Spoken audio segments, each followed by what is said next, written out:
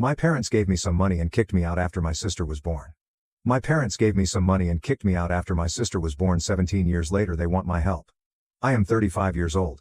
Old and employed as a software developer at a large West Coast tech company. I finally established a secure existence for myself after working in the field for almost 10 years, complete with a respectable salary, a cozy apartment and even some future investments. I undoubtedly appear to be living the American dream from the outside. However, something that happened recently has been making me face my history, and I'm finding it difficult to deal with after 177 years of total quiet. My parents 60 million and 58 million reached out to me and asked for my assistance with my sister 13 million. You must be aware of our past in order to comprehend the significance of this. My parents never wanted me as a youngster before I was born. They had been trying for a daughter for years, and they were openly disappointed to have me instead. As a child, I frequently heard parents call me the spare or a remnant in conversations with friends or family. We weren't impoverished because my dad was a real estate agent and my mom taught high school, but they always pretended that my presence was depleting their finances.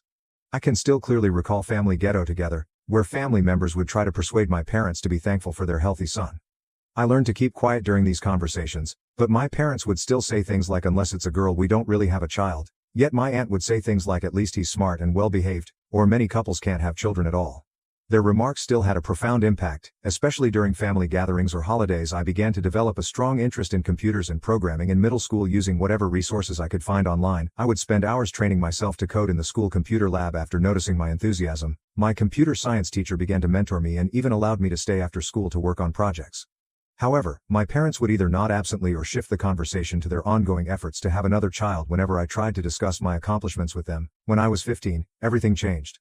My sister was my parents' miracle child, finally born after years of trying. It was like a switch flipping in our home. When she was born, there was love, excitement and celebration all at once, but none of it was aimed at me. They gave her everything, including their time, money, love, and attention. Although I recognized that she was their top priority, the disparity in their treatment of us was unpleasant and striking. I can still clearly recall my junior year victory in a state-level programming competition at a minor college. Scholarship was part of the award. My parents were so enamored with my sister's block stacking that they hardly looked up when I brought the trophy and certificate home. However, her accomplishment of stacking 3 blocks on top of one another was worthy of a cake and photo celebration with the family. I pushed myself into my academics and coding at school because I knew that education was the key to my freedom. I began working as a freelance web developer on the side, keeping the money I made it hidden because I thought I might need it in the future. That intuition was correct in retrospect. I believe my parents had been preparing this for some time since, rather than throwing a party for my 18th birthday, they sat me down for what they called an important discussion. They clarified that my sister's playroom and learning area required my room. They had already made the decision that I would go right away. They completely shut me down. When I attempted to explain that I needed time to find a place and save money, they said I'd had time to get ready and should be able to handle things myself. My father gave me a $500 envelope containing what he referred to as startup money and gave me until the weekend to depart. It happened on a Tuesday. I stuffed my laptop, some clothes, and about $3,000 I had surreptitiously collected from my freelancing business into my old high school backpack and a few trash bags. As I packed for my sister, who was only 3 years old at the time, watched from the doorway, unable to comprehend what was going on. The initial years were harsh. While being cautious not to overstay my welcome anywhere I couch surfed between friends' homes, I worked a variety of jobs, including day labor at construction sites, nighttime shifts at 7-Eleven and freelance coding whenever I could find customers. In between employment, I would spend the day sleeping at public libraries, utilizing their computers to learn new programming languages and search for better prospects. I survived on whatever was on offer at the dollar store and ramen noodles. I sometimes went to bed hungry because I wasn't sure if I would have enough money for my next meal. The worst time of year was in the winter, when I occasionally had to decide between having enough food to eat and paying for a warm place to sleep. I made an effort to stay in touch with my parents during those formative years, and, in spite of everything, I would periodically give them a call in the hopes of seeing even the slightest indication that they were concerned about my welfare. However, they were obviously waiting for the conversation to end, and each exchange was brief and awkward. They never inquired about my needs or how I was doing. They just remarked, "That's nice," and shifted the conversation to my sister's preschool accomplishments. When I told that I was enrolled in community college while working, I quit trying after being the only one who reached out for 2 years. Even after I taught myself full stack coding, they never gave me a call to see how I was doing or left a message on my birthday or on holidays. I recall being so desperate to let them know that I had arrived, but their phone had already been cut off. I learned so much about survival and independence in those first several years. After being expelled, I continued to code while working several jobs. I would use my phone to study programming documentation during my breaks at the convenience shop. I would work on minor freelance assignments at the public library in between building site shifts with free Wi-Fi, air conditioning, and most importantly, computers where I could practice coding. The library turned into my haven when a small firm decided to hire me as a junior developer. I finally got my break. My freelance work portfolio and my contributions to open source projects impressed them, although the pay wasn't high by its standards. It changed my life. I was able to buy a little studio apartment for the first time and was no longer concerned about where I would sleep every night. I pushed myself into the task of working 70-hour weeks and learning as much as I could about cloud computing, database administration, and system architecture like a sponge. I took it all in. After my coworkers saw how committed I quickly took charge of modest initiatives. I kept working on open source projects and creating my own apps on the weekends, and at night I had discovered something I genuinely liked doing, so it wasn't just about the money anymore. When one of the big IT corporations saw my contributions to their open source platform, it was the true turning point. They extended an invitation for an interview, and following 6 rounds of technical interviews I was offered a job that fundamentally altered my life. After 7 years, I am now in charge of a large project team as a senior software engineer. I have enough cash to feel secure about the future. A modern apartment in a safe building and a solid investment portfolio. Before my father's number showed up on my phone 3 days ago after 17 years of total silence, I believed I had finally put an end to my, in the past. It was startling to hear his voice. His voice seemed older, almost frantic. It couldn't wait, he added. They had to discuss my sister. I was left reeling by the discourse that ensued. It looks like my 13-year-old sister is having a lot of problems. She frequently skips school, has been caught shoplifting several times, and hangs out with a group of older teens whom my parents disapprove of. More concerningly, she has had multiple encounters with local police authorities, and drugs have been discovered covered in her room. Twice, 3 different rehabilitation programs have already been tried on her, but none of them appear to have been successful. When my father mentioned their financial predicament, it became evident why they had called. More than $200,000 has been spent on counseling sessions, various treatment programs, and legal bills. They had sold the majority of their valuables, maxed out many credit cards, and remortgaged their home. They are in dire need of assistance and are now considering a $775,000 specialist long-term treatment center. With tears in her eyes, my mother called and said they had nowhere else to go. The phrase "family needs to stick together" and the fact that I am their only chance to save my sister were repeated by her. I was struck by the irony of hearing these remarks from the same folks who expelled me when I was 18 and never looked back when I was sleeping in my car in between couches surfing arrangements. Where was this sense of family unity on all those evenings when I went to bed hungry? Where was it? In addition to aid with their credit card debt and mortgage payments, they are requesting support with the cost of the treatment program. They require over $100,000 in total. If I couldn't give the entire money right away, my father even recommended that we arrange a payment schedule. To be honest, if I wanted to, I could assist them have a secure financial situation thanks to years of frugal living and wise investing. However, I feel physically uncomfortable at the idea of granting them access to my finances. I acquired this money by working hard and making sacrifices for years, frequently going without food and housing, and while learning to code I can't sleep at night. Because of how complicated this scenario is, since my sister is only a child, I feel bad for even considering helping. She never requested to be born into this mess, and perhaps things would have turned out differently if someone had supported me when I was a teenager. However, I then recall how my parents handled me, how they dismissed me without question and never once inquired about my whereabouts. For 17 years they contacted again yesterday requesting a face-to-face meeting. They claimed to want to make amends and provide an explanation for everything. They offered to drive the 4 hours to visit me and propose that we meet at a fancy restaurant in my neighborhood. Their zeal unnerves me in some way, as if they're making an excessive effort to sway events to their advantage. According to my partner, 34F, I should set clear limits. She has personally witnessed the amount of effort I have put into rebuilding my life and getting over my childhood trauma. She fears that allowing my parents to return could reverse years of emotional growth. Although he thinks I owe my parents nothing, my best buddy, who let me sleep on his sofa during those difficult early years, advised me to think about assisting my sister directly if I so choose. I'm totally conflicted. Right now my rational side tells me to keep the distance that has helped me succeed. My parents still view me as a resource to be utilized rather than a beloved son, thus they haven't changed. Their true motivations are evident from the way they are handling this matter, concentrating on the money rather than trying to make atonement for the past. However, my emotional side keeps thinking about my sister, a disturbed adolescent who may be misbehaving due to the same poisonous familial dynamics from which I fled by refusing to assist. Am I sustaining the abandoning cycle, or would aiding merely make my parents' manipulation possible? Those terrifying evenings spent sleeping in my car taught me to never take for granted the life I've worked so hard to create, like I'm being pulled back into the craziness that I've been trying to avoid for years. Should I assist them and run the danger of being manipulated again? Do I make an effort to assist my sister directly, or should I continue to set the boundaries that have helped me recover and grow? I'm sure I'll question any decision I choose. I might be angry with them for dragging me back. If I assist, I could always question whether I could have changed my sister's life if I didn't. This decision is weighing me down, and I could really use some outside insight. First update: I chose to meet my folks at a downtown coffee shop. After reading your advice and comments, I reasoned that being in a public setting would help maintain decorum and provide me with a convenient way to leave if necessary. I was immediately struck by how much they had aged when I first saw them enter. In addition to having black circles under their eyes and a lot more gray hair than I could recall, they were worn out. They didn't take long to delve into specifics. It seems that my sister's problems are more serious than they first said over the phone. She has had to attend several rehabilitation programs, all of which they have had to pay for it out of pocket. In addition to her substance abuse and legal issues, she hasn't gone to a full week of classes in months, so she's not just missing school periodically, she frequently slips out with individuals who are obviously a bad influence. Frequently going missing for days at a time. My parents weren't lying to me about their financial circumstances, they showed me their phone records to pay for these costs. They have sold the majority of their prized assets, including the house I grew up in. They are currently having financial difficulties and living in a tiny apartment. According to their estimates, they will only be able to survive for a few more months if they sell some family artifacts. I felt uneasy.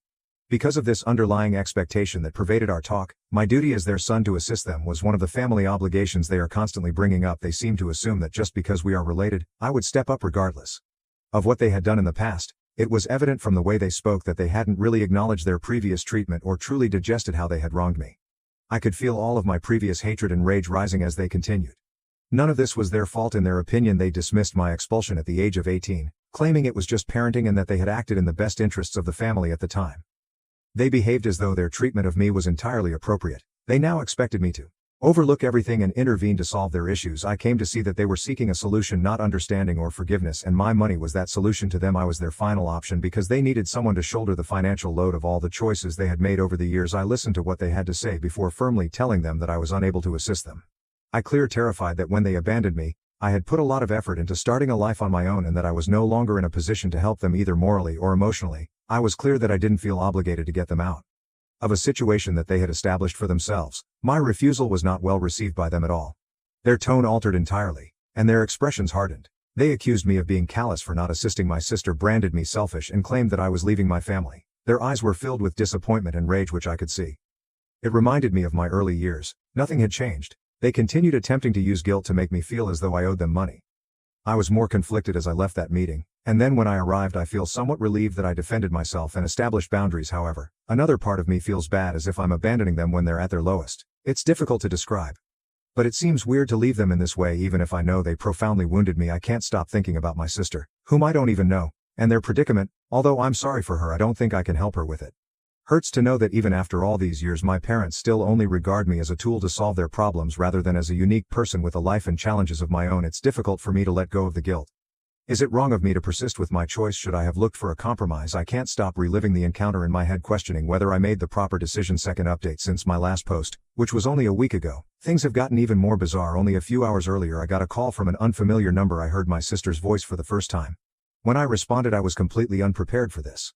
I only have hazy memories of her from when she was a newborn just before I moved out. The call got off to an unexpectedly good start. Considering what I had heard about her behavior, I was surprised to hear a courteous, almost pleasant voice. She started by requesting that I assist our parents with their present financial predicament. It was evident that she had practiced this pitch because she was making a big deal out of how they were having trouble and how I could save the family. I made an effort to respond politely but firmly, stating that I had to make the best choices for myself because of the complexity of my connection with our parents. Everything changed at that point. Her attitude changed abruptly. In a matter of seconds she switched from being courteous to becoming enraged, accusing me of being self-centered and leaving her to handle our parents' problems. She had always been envious of her and insisted that I was abandoning my family. She said I was being arrogant since I had left and begun living on my own, whereas they had been my backers the entire time.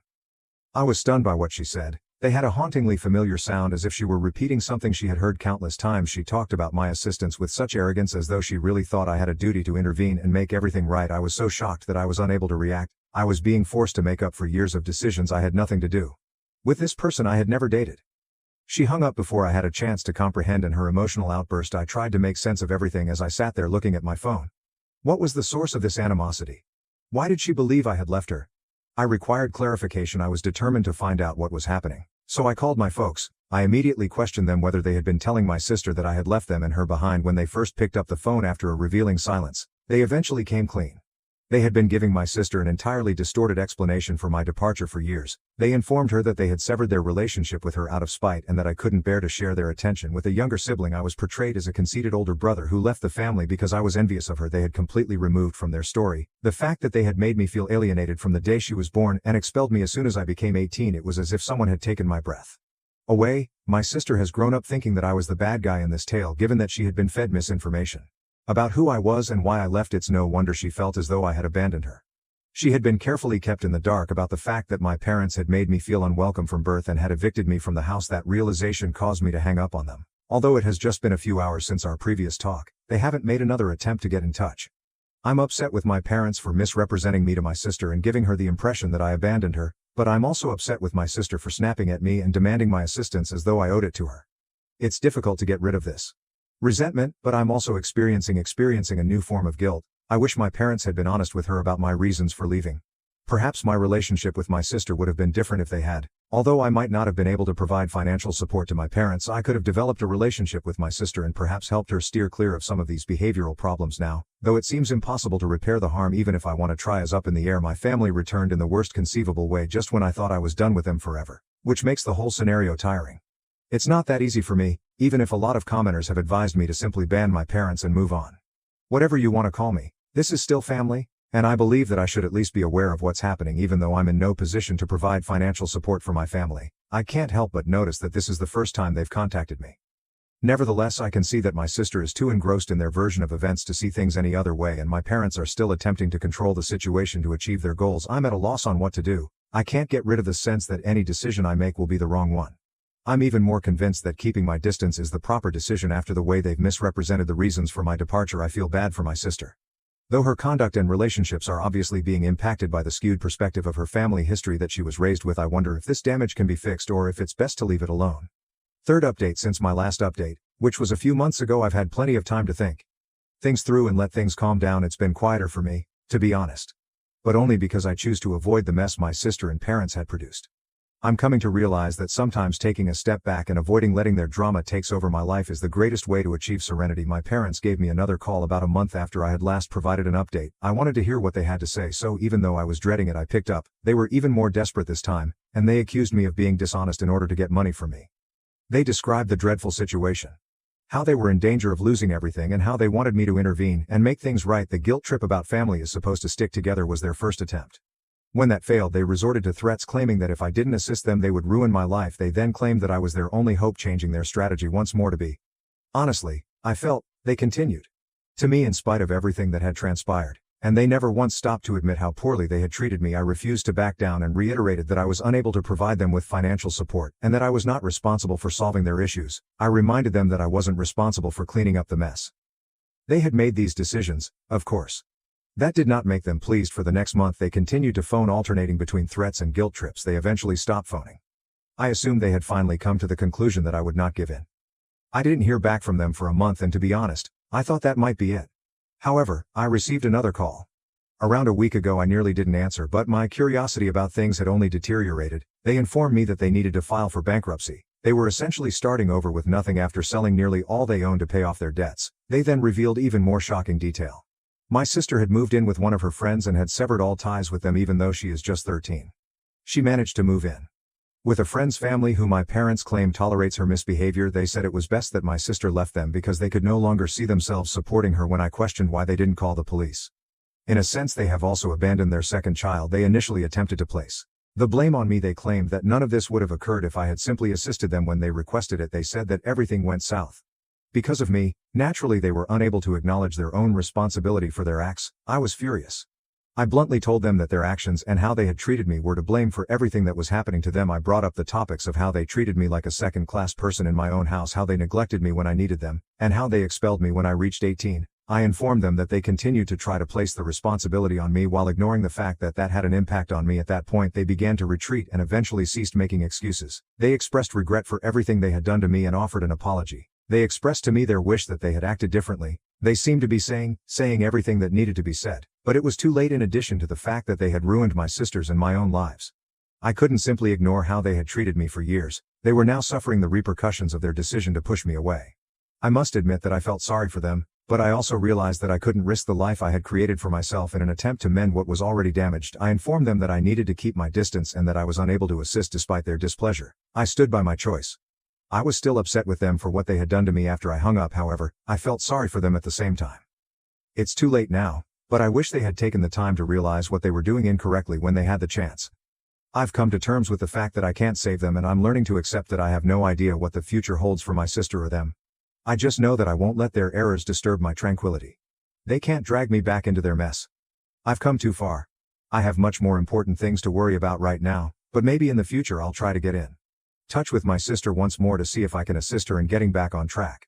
All I can do is hope she takes this lesson to heart and makes wiser decisions than our parents did.